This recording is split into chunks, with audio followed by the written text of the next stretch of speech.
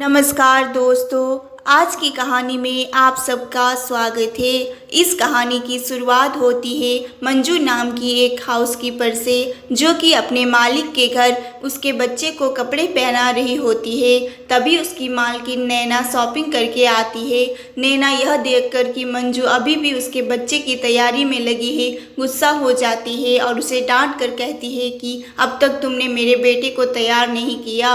मंजू बड़े अबद से अपनी मालकिन को कहती है कि माफ़ कीजिए मैडम, मैं दूसरे कामों में लगी हुई थी, इसलिए थोड़ी देर हो गई। नैना मुंह चढ़ाते हुए कहती है, ऐसा क्या बड़ा काम करती हो, घर के काम ही तो करती हो, फिर भी कहती हो बिजी थी। मंजू, जो कि अपना काम बड़े ही ईमानदारी से करती है, फिर भी यह सब शांति से सुन लेती है और कहती है, माफ़ कीजिए मैडम, अभी फटाफट बाबा को तैयार कर देती हूँ। नैना कहती है, ठीक है, मैं दिन भर शॉपिंग करके बहुत थक गई हूँ, मैं अपने रूम में नहाने जा रही हूँ। और अपने साथ लाया हुआ सामान नीचे ज़मीन पर पटकते हुए कहती है, इसे तुम मेरे रूम में पहुंचा देना। और हाँ, मेरे बेटे की टी शर्ट पर अभी भी सिलवटें नज़र आ रही है, उन्हें इस्त्री करके सही से रखो। मंजू अभी भी शांत है, वह कहती है, जी मैडम, और नैना वहाँ से चली जाती है। दोस्तों, यह घटना हमारे या आपके मन में मंजू के लिए दया और नैना के लिए नफरत पैदा कर सकती है। और शायद आप सोचेंगे कि क्या ऐसे लोग भी दुनिया में होते हैं, तो मैं कहूँगा जी हाँ, होते हैं और हमारे आसपास ही होते हैं। मगर हमें ऐसे लोगों से नफरत करने नहीं, बल्कि उनके विचार को बदलने की ज़रूरत है। चलिए कहानी में आगे बढ़ते हैं। एक दिन नैना, उसका हस्बैंड गौरव और उसका बेटा तीनों डाइनिंग टेबल पर बैठे होते हैं और मंजू उनको खाना सर्व करने के लिए किचन से खाने का सामान ला रही होती है।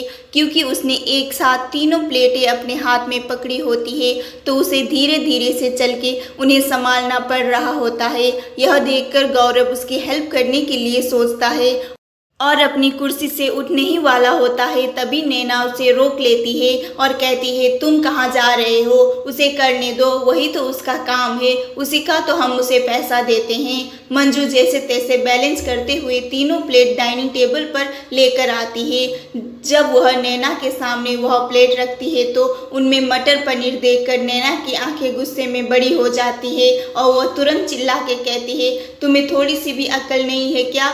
ये सेम खाना इसी हफ्ते में दूसरी बार हमें परोस रही हो, तुरंत इसे यहाँ से उठाओ और कुछ नया बना कर लाओ।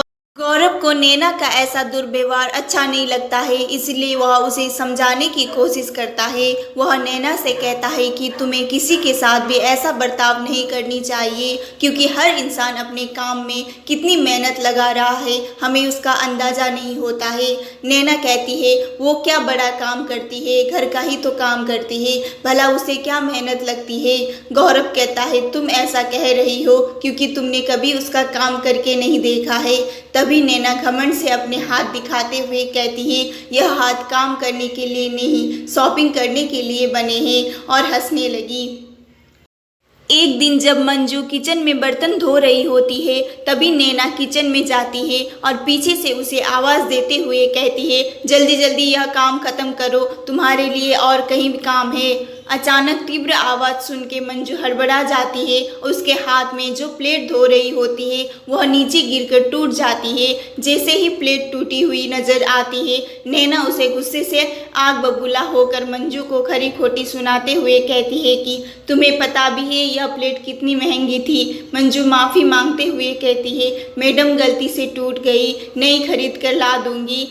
नैना और अब ज़्यादा गुस्सा हो जाती है और कहती है, अच्छा तुम गलती भी करोगी और उल्टा जवाब भी दोगी, ठीक है, तुम्हें सबक सिखाना ही पड़ेगा।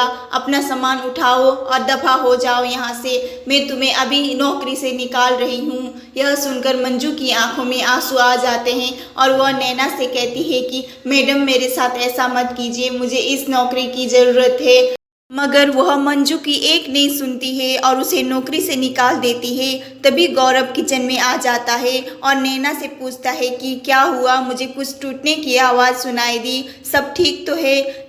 नैना कहती है कि मैंने मंजू को नौकरी से निकाल दिया है, तुम और कोई हाउसकीपर हायर कर लो। मगर गौरव उसे साफ साफ शब्दों में मना करते हुए कहता है कि अब बहुत हुआ, मैं किसी और नए व्यक्ति को काम पर नहीं रखने वाला हूँ। अगर तुम्हें लगता है कि तुम मंजू का काम इतना आसान है तो तुम ही घर का काम संभालो। और हाँ, अगर तुम मना करोगी तो शॉपिंग के बारे में भूल जाओ, क्योंकि मैं तुम्हें उसके लिए क्रेडिट कार्ड नहीं देने वाला। गौरव का ऐसा बदला हुआ रूप देखकर नैना उसे देखते ही रह गई और उसने सोचा कि घर का काम कितना ही मुश्किल होगा। ऐसा सोच के उसके लिए राजी हो गई। दरअसल गौरव के ऐसे बर्ताव के पीछे का कारण बड़ा ही साफ साफ समझ में आता है कि वह नैना को वह सारे काम करवा के जिन कामों को या ऐसे काम करने वालों को तुच्छ समझती है, उन्हें करने के लिए कितनी मेहनत और लगन लगती है, इसके बारे में जान सके।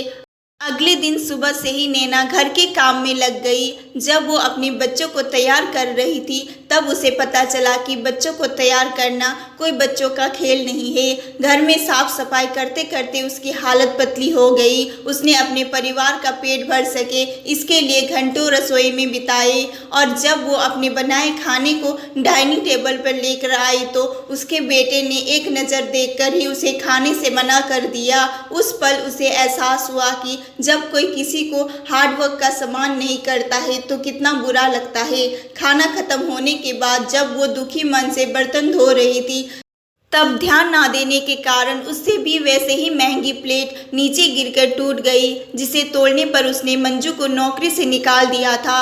अब उसे पूरी तरह मंजू की मेहनत और काम में उसकी लगन का एहसास हो गया था और उसे मन ही मन पछतावा भी हो रहा था।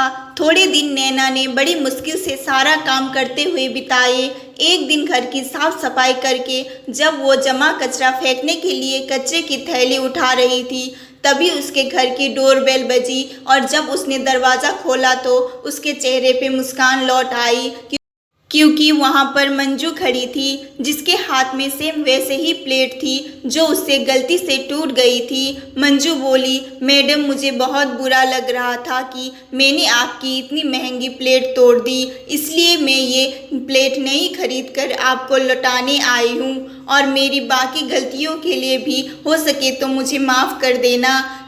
तब नैना ने उसे कहा कि तुम क्यों माफ़ी मांग रही हो, बल्कि माफ़ी तो मुझे मांगनी चाहिए अपने खराब बर्ताव के लिए। और सच में मैं बहुत शर्मिंदा हूँ। मुझे बिल्कुल अंदाज़ा नहीं था कि तुम्हारा काम कितना मुश्किल है जब तक मैंने खुद से नहीं किया।